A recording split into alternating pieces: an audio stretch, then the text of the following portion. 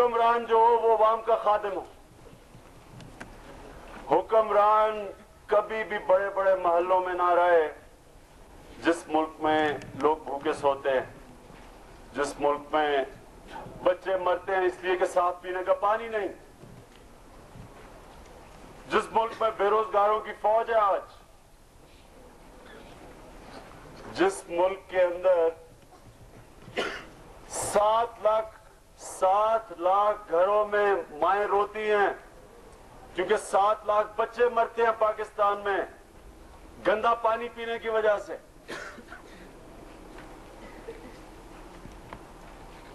मैं जो पाकिस्तान देखना चाहता हूं उसमें हर इंसान की इज्जत हो, इंसाफ मिले। ये जो बच्चे बैठे हैं इनको वो तालीम मिले जो तालीम मुझे मिली थी एचएसएन कॉलेज में, वो निसाब मिले जो मेरे बच्चों को मिले। जो खुशकिस्मत लोग हैं माशरे में जो उनके बच्चों को जो तालीमी निसाब है वही गरीब के बच्चे को मिले।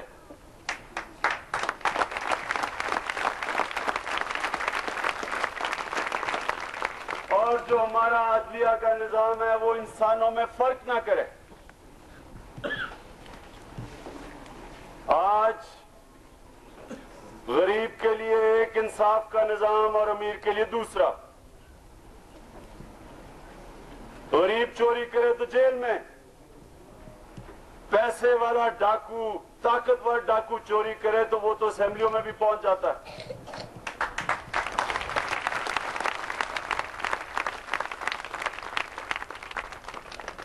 हमारे मुल्क की बदकिस्मती ये कि ये जुल्म का निजाम है। और याद रखें, जो कौम अपने आप को एक इस्लामिक रियासत कहती है उसके अंदर कभी भी जुल्म का निजाम नहीं चल सकता। खिलाफत राशिदा को अगर आप सही करीब से मायना करें, जो मुसलमानों का आज भी सुनहरी दौर माना जाता है, जिसने बुनियाद रखी मुसलमानों की 700 साल तक सुपर पावर दुनिया में बनने की, वो खिलाफत राशिदा थी। उसमें सबसे बड़ी चीज थी इंसाफ। इसलिए हमने अपनी तहरीक का नाम इंसाफ रखा, क्योंकि इंसाफ ही मंशूर है इस्लाम का। जिस माशरे में इंसाफ आ जाए और उसके लोग अल्लाह में माने, वो इस्लामी माशरा होता है। सब कानून तालिबान की बड़ी बुरी बातें की जाती हैं, अखबारों में भी पढ़े, क्योंकि कोई भी हार जाए तो लोग उसको, हार जाए तो बस सब कुछ ही बुरा है उसका।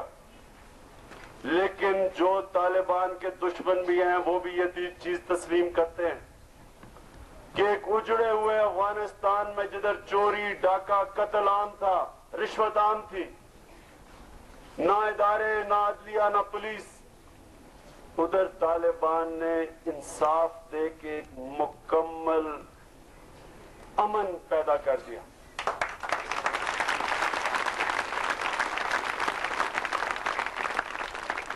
और जब से तालिबान गए हैं वो अमन खत्म हो चुका है, फिर जुल्म का निजाम शुरू।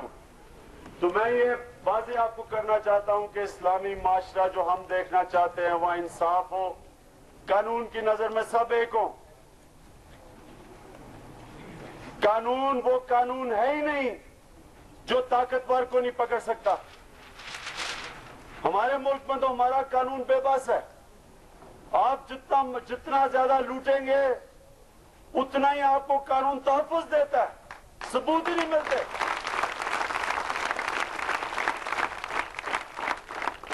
मैं आपको मिसाल देता हूं, मेरान बैंक के अंदर 500 करोड़ रुपया चोरी हुआ।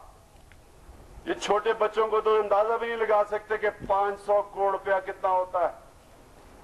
इस गरीब मुल्क का 500 करोड़ रुपया चोरी हुआ, कोई पकड़ा नहीं गया।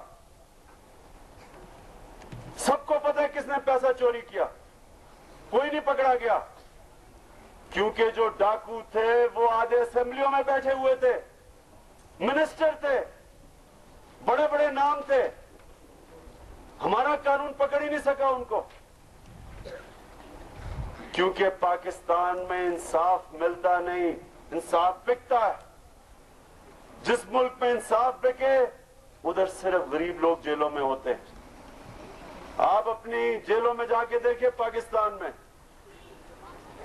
तकरीबन 80,000 जेली कैदी हैं, सब गरीब लोग हैं।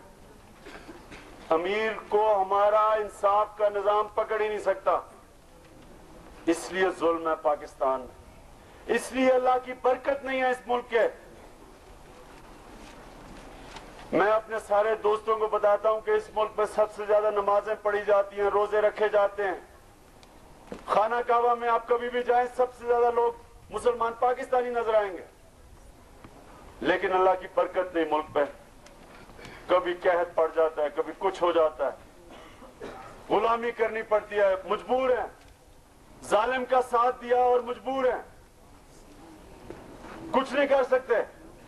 आज कबायली इलाके में जालिम फिर रहे हैं और हम उनके साथ मदद कर रहे हैं, मजबूर हैं।